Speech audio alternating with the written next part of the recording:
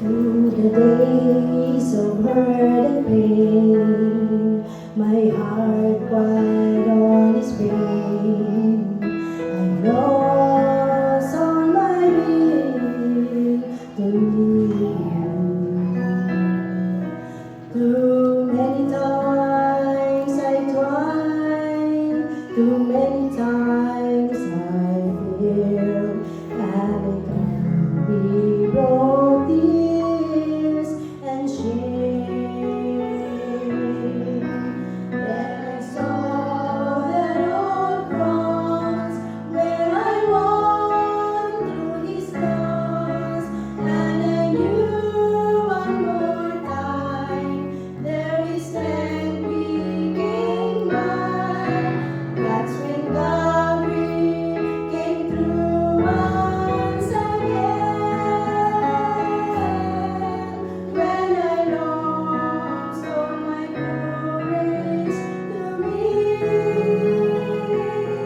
just when I thought I'd been defeated, the cross was all I needed.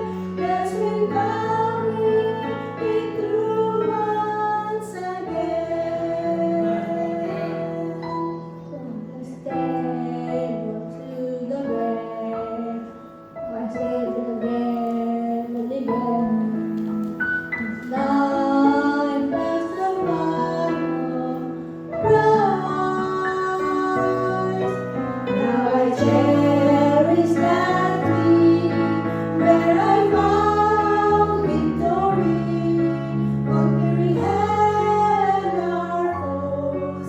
Praise His name, He arose. That's when Calvary came through once again. When I lost all my courage to win, just when I thought I'd been defeated, the cross was all I needed. That's when Calvary came through once again. Calvary covers it all. My past will see and stay. My guilt and despair, Jesus took on Him there, and Calvary came through once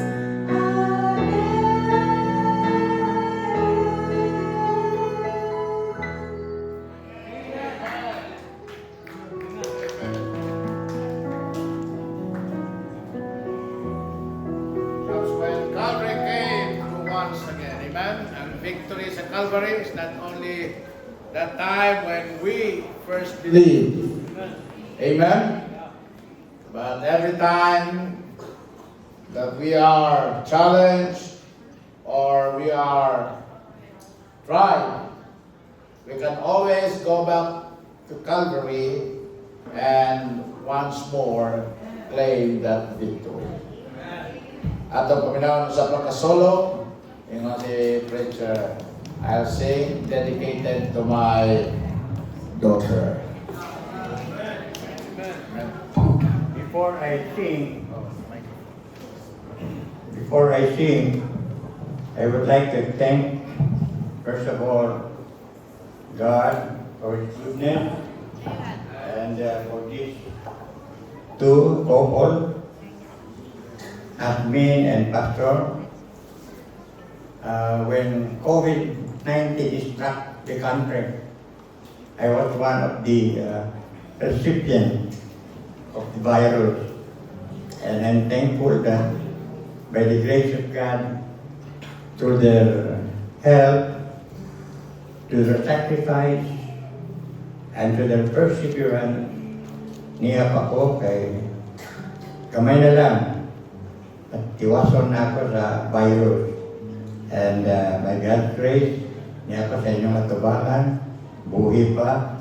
Ambot ko na pa ang virus, bahala ka niya. Basta ako buhi pa and I am here to witness every one of you here. You're all good. You are beautiful people. I love you all. And thank you for supporting the church, supporting the pastor, supporting the ministry. O kapag pasalamat nga neta diri karon nagkalipay because God is good.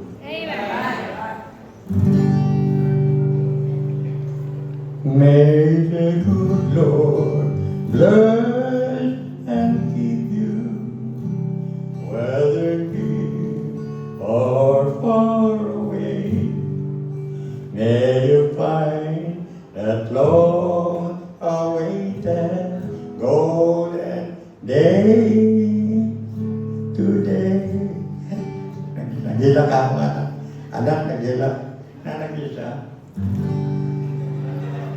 May your trouble all be small ones, and your fortune 10 times 10. May the good Lord bless and keep you till we meet again. May you walk with sunlight shining and a bloomer in every tree. May there be a silver lining back on every cloud you see. Hear your dream with sweet tomorrow. Never mind what might have been. May the good Lord bless and keep you till we meet again.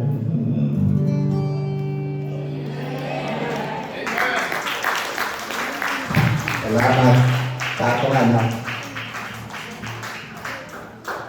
Happy birthday.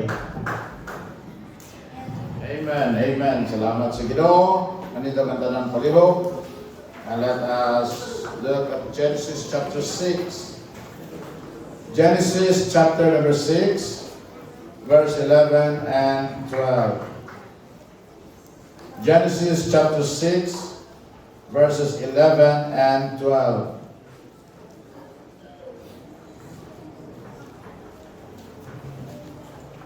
Nana mo diha? Amen. Agis ko takaro buntag o corruption. The Bible said, the earth, ang kalibutan, also was corrupt before God, and the earth was filled with violence. God looked upon the earth, and behold, it was corrupt. For all flesh had corrupted his way upon the earth. Amahan nga langit doon, O Diyos, kabalaan Ginoo, salamat. Salamat Ginoo Lord sa iyong pagpanalangin. Salamat Amahan Ginoo sa maayong panlawas o makatuigan gihatag ng masmin. Salamat Ginoo nga kabahin siya ani nga bulato ng Ginoo. Ay mo siyang panalangin ninyo, O Diyos ko. And I pray now, God Lord, that you'll bless your word. Make us see, O God, Lord, the corruption of this world. And help us, O God, Lord, not to be a part of this corruption, O God. I pray na, Ginoo, masinatin na mo, Ginoo, Lord, realize na mo, mahal. Na dili kining kalibutan na may angay na mong kawilihan. O dili kining kalibutan na may angay na mong hilugmaon. O may tagaan na mo sa mong kinabuhi. Dili, Lord, doon na kayo mas maayo pangadapin, alam ka na mo na imong gianda mo, Diyos ko. And God, Lord, we must strive for holiness, for godliness, for cleanliness, for righteousness, O God, Lord. Going to that place. In Jesus' name, Lord, I pray. Amen and amen. The earth is corrupt. Amen? Sa diyang ang Diyos mitanaw sa kalibutan, iyang nakita na ang kalibutan was corrupt. Now the Bible has a lot to say about corruption. Gani kung tanawon ni mga Biblia, nearly there were over 100 references in the Bible to this subject. Amen? The word corrupt, there were 31 verses. Dali naman lagi nang makita, Pastor, na amang concordance. Kanang concordance, wala na siya o dictionary. Only ang concordance not give the meaning of the word, but ang concordance tells you where to find this word in the Bible and how many times it is written in the Bible. So the word corrupt is found in 31 verses. The word corruption, 21 verses. The word corrupted, 14 verses. And the word corruptible, there are 7 verses. Doon na po yung other usage of the word corrupt. Doon ay mga versikulo na doon ay word corruptors, corruptly, corrupting, corrupted, so on and so forth. Now the Bible said that we live in a corrupt world. The political realm has been completely corrupted. Ang politika, grabe ang corruption. Gani, even the medical field has become corrupted. The educational system has been corrupted. Science field has been corrupted.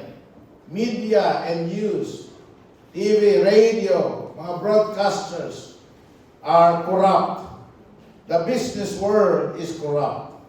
Law enforcement, the judiciary, the justice system, judges, courts, judicial system is corrupted. The social media platforms are unbelievably corrupt. The religious world, na ay mga preachers, na ay mga pastors, na ay mga churches, na ay mga Bible school, Bible seminaries, Bible colleges are corrupted. Mga igsoon, timan-an na to, we must be able to recognize corruption, and then after recognizing corruption, we must be able to resist corruption. Ang Iglesia sa Diyos, mga igsoon, needs to be able to ascertain corruption and abstain from corruption. Kinahanglan, may malugod ta. Unsa ang corruption, unya kinahanglan, mawala kanato ang corruption. So, how the Bible describes corruption? So first, nining kabuntagon, the description of corruption. Sa ako ng gingon, daghan, there are multiple uses of the word corruption in the Bible. The word does not always mean the same thing. For example, the word corruption is used to describe earthly possessions.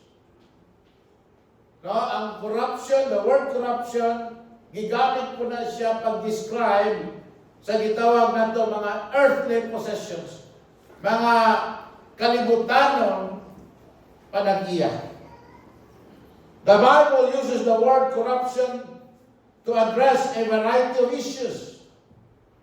Usa ni ana mga igsoon is simply meaning that it is temporal as opposed to eternal. Mayroon ganit nga corruptible, it is temporal. Dili eternal. But pasabot malaya. Amen? But pasabot mo fade. But pasabot maguba. But pasabot madunot. Amen? That's why the Bible said that earthly riches are corruptible. And subo, because daghang mga Kristohanon would rather spend their entire life accumulating things that will rust and decay. Nagkamang Kristiyano, nahibaw siya na ang iyang pagpuyo sa kalibutan na malabay lang. O ang pagtinir ng mga butang na iya sa kalibutan, pagtinir ng mga butang na walay eternal value. Mawala lang po, mahurot, madunot, maguba. Amen? They rust and they decay.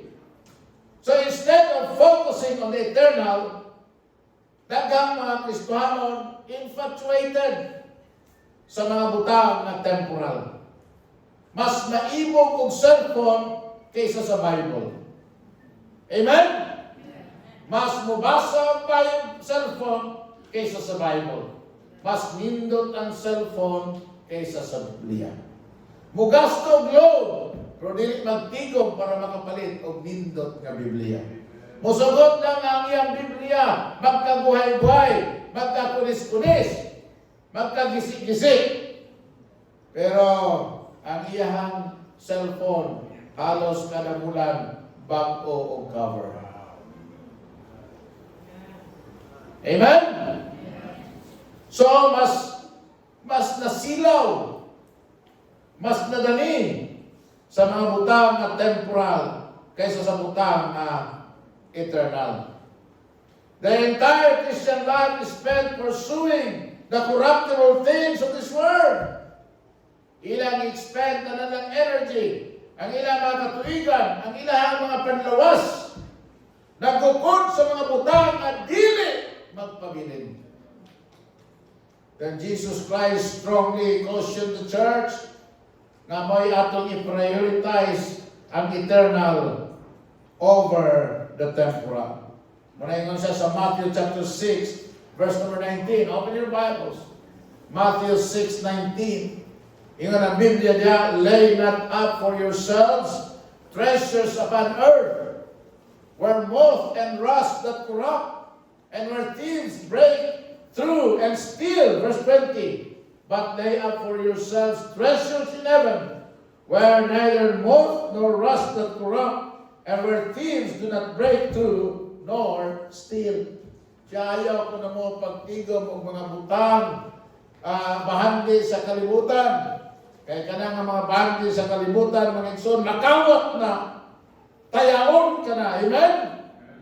Kanang kwarta, dugay ni mo nagkuhan, kutkuto na. Kutkuto na o moth. Amen?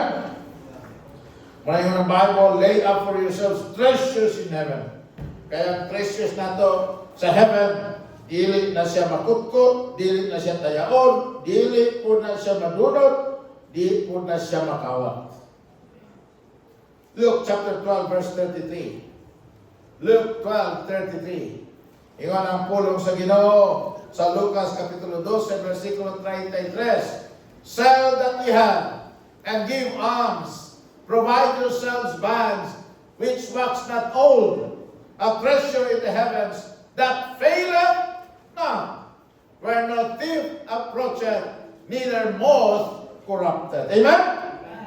Ingon sa pulong sa Ginoo, for where your treasure is, there will your heart be also. James chapter 5 verse number 1. James chapter number 5 verse number 1. The Bible said, go to now, ye rich men, weep and howl for your miseries that shall come upon you. For your riches are corrupted, and your garments are moth-eaten.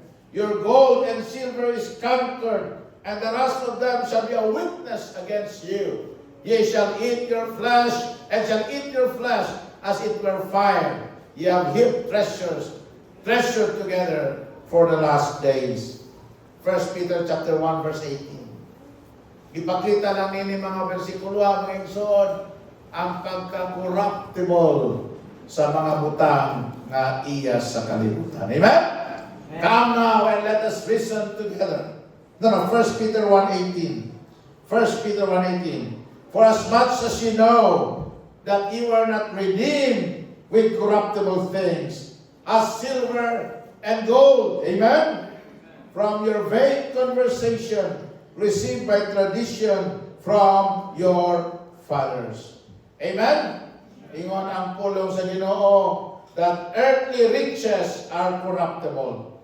And then, earthly rewards are also corruptible.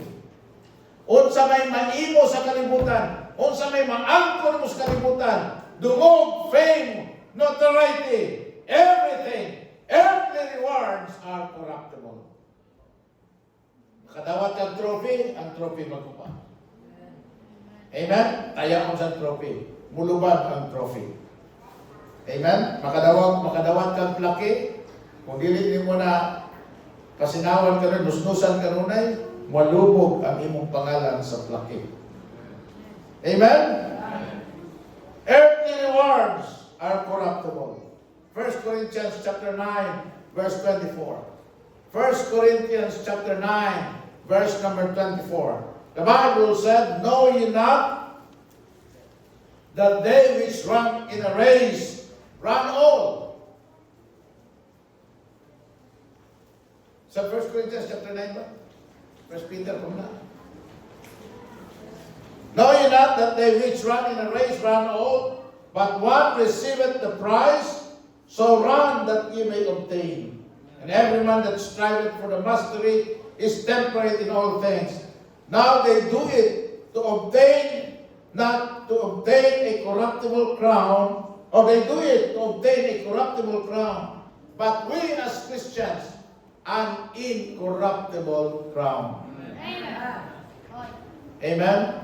Eh, mo na problema, mo na sistikaw sa kalibutan. Daghan natong mga Kristohanon karon magkugi og maayo, maningkamot og maayo. Amen? Musakripisyo og maayo to win an earthly award than they ever will to win an eternal reward. Mas mo absent para nga ang grado dili mapiktuhan. Kaya gustong mag first honor, gustong mag third honor, gustong mag valedictorian. Kung di kasimba, kung tanong mo, ano ka nakasimba doon? Busy ko. They work harder. Amen? To obtain an earthly reward, giving more importance than eternal reward. The other usage of the word corruption is a much more nga gitawag nato devious and devilish kind of corruption. Kini nga corruption, mga igsoon, is what was mentioned in Genesis chapter 6. The word corruption is used to describe evil perversion. So in the Bible, the earth was corrupt. What pasabot? It was perverted by evil. Amen? Dautan ang gibuhat. Dautan ang gihimo. Dautan ang binuhatan. Amen? Muna ingon sa corruption nga gisgutan sa itong teksto karong buntag. The word corruption that was used in the text means to destroy, to ruin, to decay, to be marred, to be spoiled, to be injured, amen? To be routed, to be spoiled, pervert. Mga igsoon, this is the kind of corruption that will make one vanish away, that will make the earth get destroyed. Kung ano yung tabo, pagtataw sa Ginoo, corrupt sa mo, I will destroy the earth. Why? Because that corruption that happened in Genesis chapter 6 caused God, amen, to judge the earth. So, the word na corruption is both a noun and a verb. Corrupt can be what a person is, and corrupt is what a person does. So, ba't pasabot may son, kay corrupt ang kalibutan, mausap ang gihimo sa nagpuyo sa kalibutan. Amen? So, kay corrupt man, dautan man, muna nga ang gihimo sa nagpuyo, dautan. Paminaw may son, dautan ang kalibutan. Muna, di mo mahibulong ngano ang ginahimo sa kalibutan dautan. Isaiah chapter 1, verse 4. Tanawa. Isaiah chapter 1, and then verse number 4. Ingon ang pulong sa Ginoo, sinful nation, a people laden with iniquity, a seed of evildoers, children that are corrupters. They have forsaken the Lord. They have provoked the Holy One of Israel unto anger. They are gone away backward. Verse 5. Why should you be stricken anymore? You will revolt more and more. The whole head is sick and the whole heart faint. Yung ang Bible, the whole head is sick and the whole heart faint. Muna ang bungas kalibutan. Yung ang Bible, verse 6. From the sole of the foot even unto the head, there is no soundness in it, but wounds and bruises and putrefying sores. They have not been closed. Na ako'y anak sa pastor, amigo, namatay in taon. Kaya iyang samad, walay ayo-ayo. Hangtod na gangrena. Namatay. Anong akak ni Pastor Bobby Avila. Amelia. They have not been closed, neither bound up, neither mollified with ointment. So, kung makita niyo diya, the nation of Israel was both corrupt, and because they are corrupt, involved sila actively in the act of corrupting. Ang ilang mga buhat corrupt. Why? The world is corrupt. Amen? They are not content to be corrupt themselves. They have now undertaken the business of becoming what? Corrupters. Atas gamay ba? Verse 5. Tanawa. Tingnan ang Bible minsan atas pagamay. Atas pagamay. Verse 4. Sige, verse 4. Children that are what? Corrupters. They become a seed of evildoers. Children that are corrupters. Wa sila na kontento na mahimong corrupt, nahimo pag yun sila sa corrupters. Amen? Amen. Wa sila na kontento na mahimong palahubog, gihimo pag yun nila ang ilang mga anak o palahubog.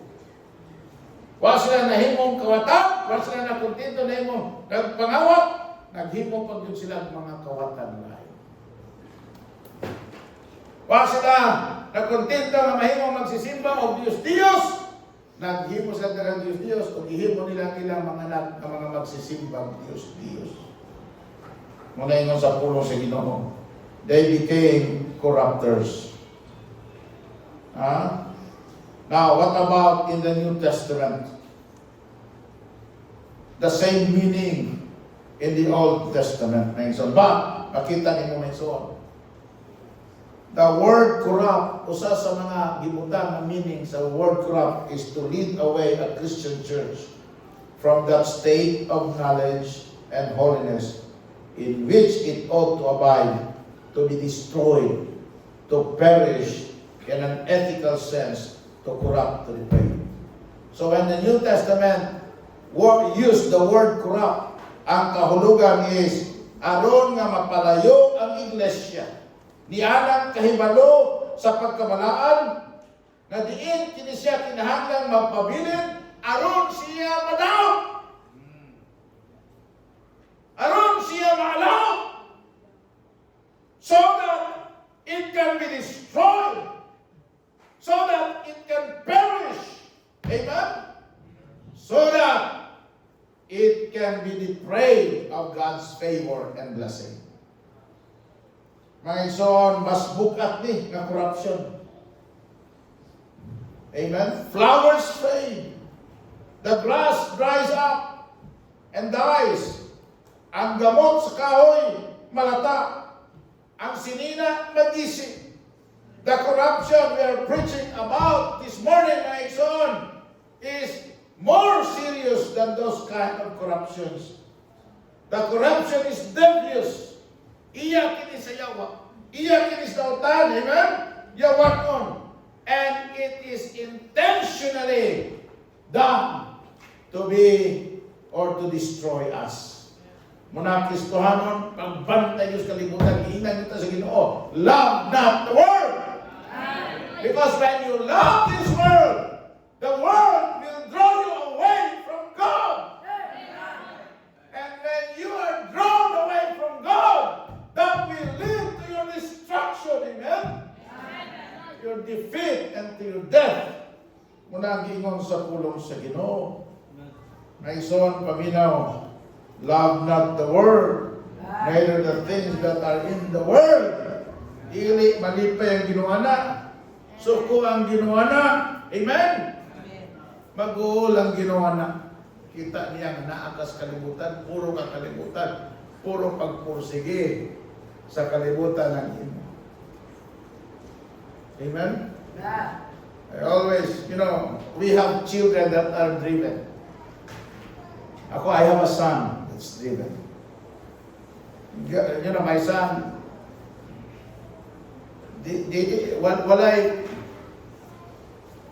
my son does not stop keeping me surprised. Masurprise ako kanunay sa mga. Karon ako na-realize nga, grabe na ka-driven niya ako na. Grabe siya ka-prosigido ba? Dili-dali na-discourage niya, tapos muhimo yun, kung sa iyang goal, o sa iyang tumong, iyag yung himon, iyag yung buhaton. And what's scary is he succeeds. We all want to see our children succeed, amen? But what's scary sometimes is if they succeed in what they do, and then that success will get into their head. Amen? And then draw them away from God. And kung sa'y pinakadakong kahadlok na sa kung kasing-kasing sa akong mga anak is, kung maabot ang panahon na mulayo sila sa Ginoo, when they get corrupted by success, amen? By promotions, amen? By, getting their dreams realized ba? Kung ma-realize na bitaw ilang dam ko bitaw na trabaho na, ako nagsulod, ako nakita. And then, maunahin na bitaw, malingaw sila anak. Ma-immerse sila anak. Hangtod, wa sila kribaw, maura na mulumos nila. And I hope that will not happen. Na sigang poskito na akong anak di malayo. Di malayo sa Ginoo. Amen? Dili makurap sa kalibutan. Because this world will only give him despair, discontent, and drift away from God. Remember, when the Lord created the earth, it was good. But the devil corrupted the word. Amen? Then we see here the demonstration of corruption. The word corrupt was first mentioned in Genesis chapter 6, 11 and 12. The earth was corrupt before God. Before God. Tanaw sa tao siguro, okay na na. Tanaw nila, wala ni kaso. Ang madala na. Ay, okay lang, uyunan talaga. People may have seen it differently because the Bible said, wala na standard. Gihimo na lang nila kung sa itarong sa ilang kagaling mga mata. But before God's eyes, the Bible said, the imaginations and intents of their heart are evil continually. Why? Because the world, the earth, was corrupt. And it's corrupting them. It corrupted them. That's what the Bible said. Facts about corruption that we find in the first mention. God saw. God looked at the earth. And the Bible said, not only God sees it, God hates it. Amen? In verses 5 and 13, even the Bible, so verse 5, and God saw that the wickedness of man was what? Great in the earth. Natuo mo nga, kanang okay ra nato, dili na dako sa Ginoo. Natuo ta nga kanang gamay ra, dili na dako sa Ginoo. Hey, all sin is against the holiness of God. Manayon ang Ginoo was great in the earth, and that every imagination of the thoughts of his heart was only what? Evil continually. Tanaw sa verse 6. And the Lord, and it repented the Lord that he had made man on the earth, and it grieved him at his heart. Nakapag-uol sa Ginoo. Verse number 13. And God said unto Noah, the end of all flesh is come before me. Wala, mauna ni ang katapusan sa tao, sa tanang kinabuhi sa kalibutan. Kayo, determinado naman Ginoo yun. Na iyang papasok ng korupsyon. Muna, kung papasok ng korupsyon, patay yun. Mabitaw ito sa Duterte, pag ino niya, anti-corruption, anti-drug, patay yun. Amen? Ha? Muna ang Ginoo siya, wala. Mauna niya ang katapusan sa tanang buhi. The end of all flesh is come before me. For the earth is filled with violence through them. And behold, I will what? Destroy them with the earth. Amen. Salamat ng luwas mo karong buntag. Because the Bible said in the book of 1 Peter, He will destroy this earth. Tanang dautan, kauban sa kalibutan, i-destroy sa Ginoo. Salamat mo luwas mo karong buntag. Amen? Salamat ang parehas ng Noah. We found grace in the eyes of the Lord. Amen? Hallelujah. God sees it, God hates it, God regrets it. You know, may pagwa na ko himuha tao. Kasi may pagwa na ko himuha ang kalibutan. May paningon, may pagwa na ko himuha ang tao.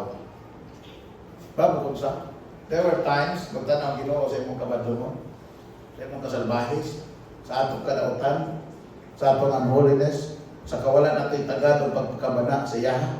There are times, magtanong ang Ginoo na to, nagbaso ng Ginoo ang anong gibuhat kanya. No doubt about it, He loves you. No doubt about it, He cares for you. No doubt about it, He's good to you every time, all the time. But because of our disregards of Him and of His Word, there are times na Ginoo, magtanong na to, basol ko na tao panintawan. Salamat sa kaluoy sa Ginoo. Amen? Tinatawag po niya kanabuntag. Kaya wala pa, hagugay lang kita na po. It's only the Lord's mercies that we are not, what? Consumed. Amen? Great is His faithfulness. Anong pulong sa Ginoo. Ano yung Ginoo, basol ko, gihin mo na ko ang tao. I had made man on the earth. The reason is simple.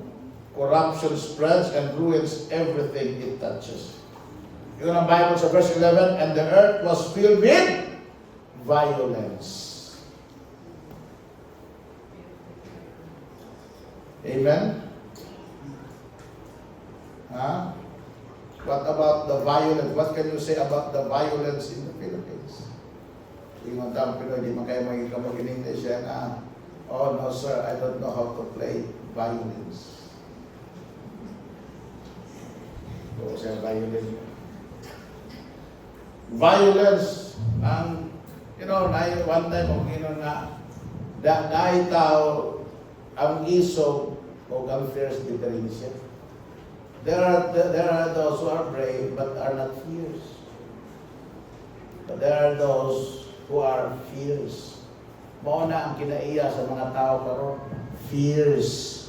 Dili isog, fierce. Mapungtanon, masukanon, kunya maninungtanon. Why? Because the word corrupted them. All the earth was filled with violence. Verse number 12, yun ang Bible, for all flesh hath corrupted his way upon the earth. Verse number 13, yun ang pulong sa Ginoo, the earth is filled with violence through them. Grabe yung violence. Amen? Amen. Ha? Nung daw mga anong destroy sa Ginoong Sodom and Gomorrah? Because of the violent nature of the Sodomites and the Gomorrhites.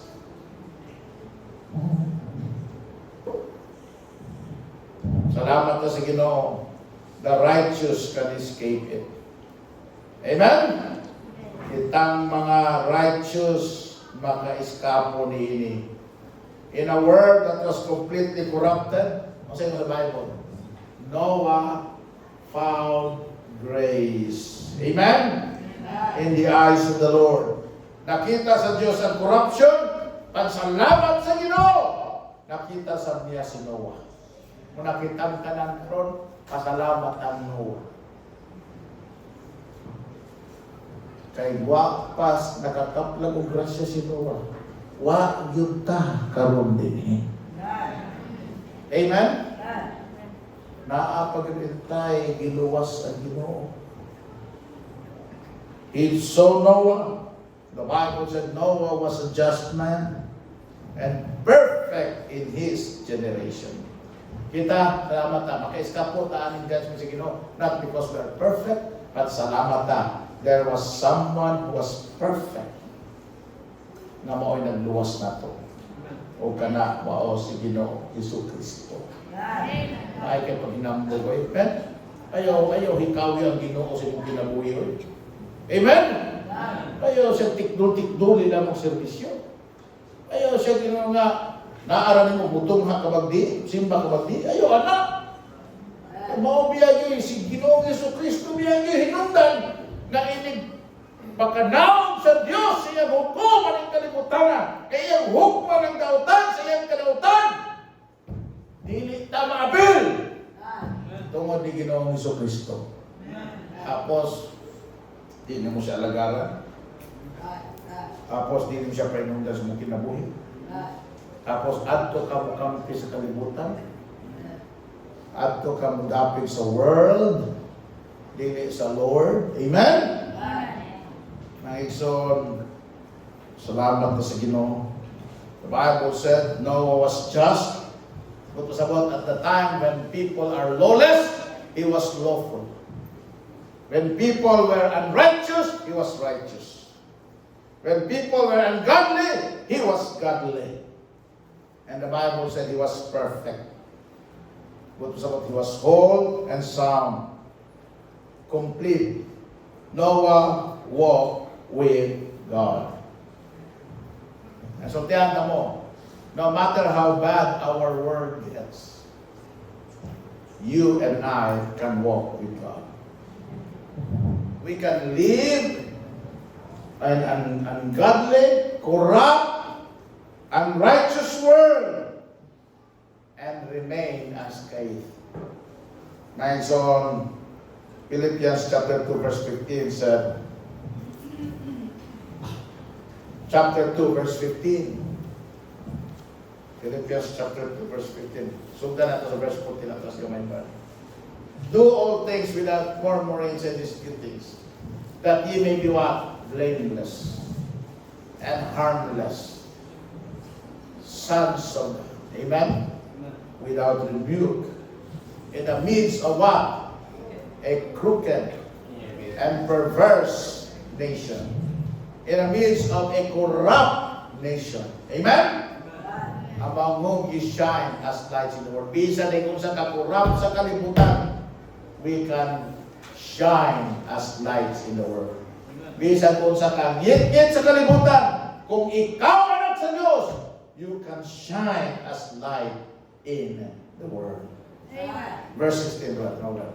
Holding forth the word of life, that I may rejoice in the day of Christ, that I have run in vain, neither labored in vain. So, in conclusion this morning, the unsaved person is called corrupt in the scriptures. But God made a way for every one of us to escape the corruption and be saved.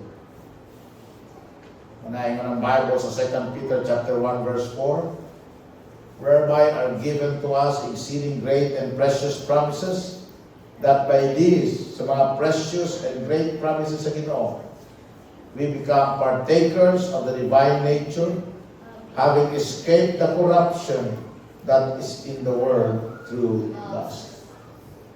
Naako na dito sa Kapingon, lust is not evil. Ay mo paminaw, tao na to. Amen? Ay mo to, okay, tao na to. Wasa to yung buot. Todo to Bible. Wakay mo sa isunod sa Bible. Lust is evil. Amen? Lust is always evil. God would love to help my son. Ang Diyos gusto na maka-eskapo ka sa corruption ng inyong kalibutan. Muna, gihatag niyang bugtong anak si Ginoong Jesucristo. And Jesus Christ can set you free from the corruption of this world. Amen. From all its false teachings, from all of its false pretenses, ng son, God can set you free. Amen? Kung ikaw Kristohanon, worldly ka, carnal ka, among kinabuhi, kalibutan ka, waki activity sa Ginoo, God can set you free from the world, from the corruption of the world. Amen? Kung sa may addiction mo, God can set you free from that addiction. Kung sa may nakapabugnaw, nakapawala si mga gugma sa Ginoo, God can set you free from that. Yun ang Bible minsan sa Isaiah 38:17. Isaiah 38:17. This is what the Bible said. Yun siya, behold, for peace I had great bitterness, but thou hast in love to my soul delivered it from the pit of corruption. Ano ka na? Tungod sa gugma sa Ginoo sa atong kalag. Amen? He delivered us from the pit of corruption. For thou hast cast all my sins behind thy back. Amen? Ingon ang Bible, thou hast cast all my sins behind thy back. Kung sa may sala ni mo ron, ulipon mo ng sala. Naghimo ka nimong slave to sin. Amen? Doon na sa Ginoo. And Jesus Christ can deliver you. Can deliver your soul from the pit of corruption. Sa inyo sa Bible, and after He delivered you, unsa may mong kasalanan, unsa may mong kanginaran, unsa may mong kadautan. Yan ang Bible. Ilabay na sa Ginoo sa iyong luyo. Amen? Isalibay na sa Ginoo sa iyong luyo. He will not hold it against you anymore. So pag aboto niya sa judgment, you will not be one of those. So ang Diyos, tungod siya na kung gugma alang sa atong kalag, can deliver us from the pit of corruption and cast all our sin behind His back. Amen? Salamat sa Ginoo. Thank God for that. Salamat sa Ginoo. Manindog kita na Ginoo. Amahan ka langit ng Ginoo. Salamat, Amahan, sa inyong pagluwas ka namo. Bisag unsa kadautan inyong kalibutan, we can shine as lights. We can walk as children of light. We can walk with you, and we can be delivered from the pit of corruption. Thank you so much, God. Only, Lord, help us not to be earthly, not to be worldly. Imo kami gipahimangnuan, imo kami Ginoo, Lord, na gitudluan, imo kami gitudlo sa kamatuoran.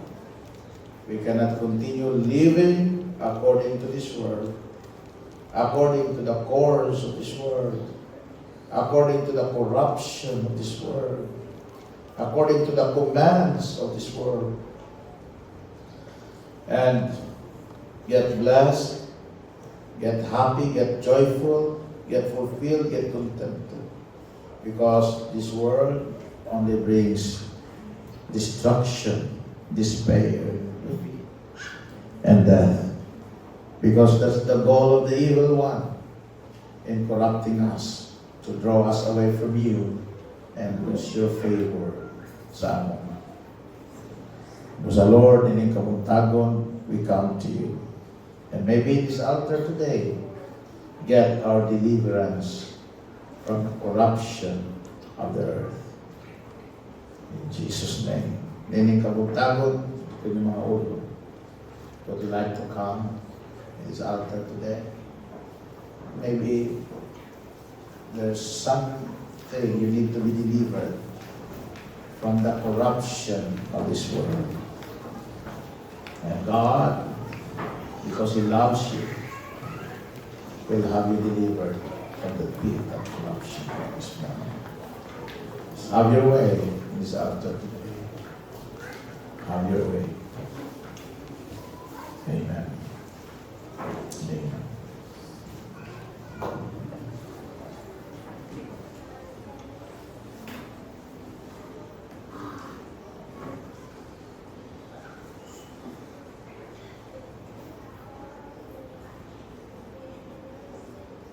Dear Heavenly Father, I ask you, God, Lord, for your blessing upon your children who are here today.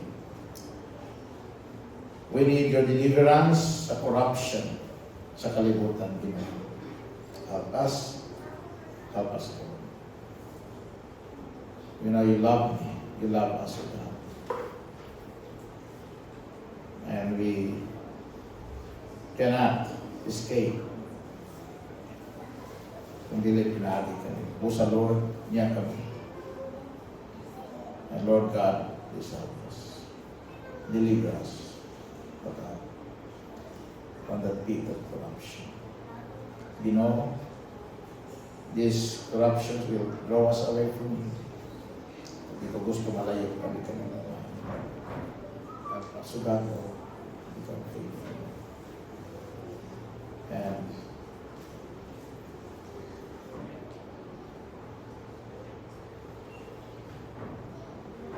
deliver us from corruption. Deliver us, O God, from the grasp of this world. In Jesus' name, amen.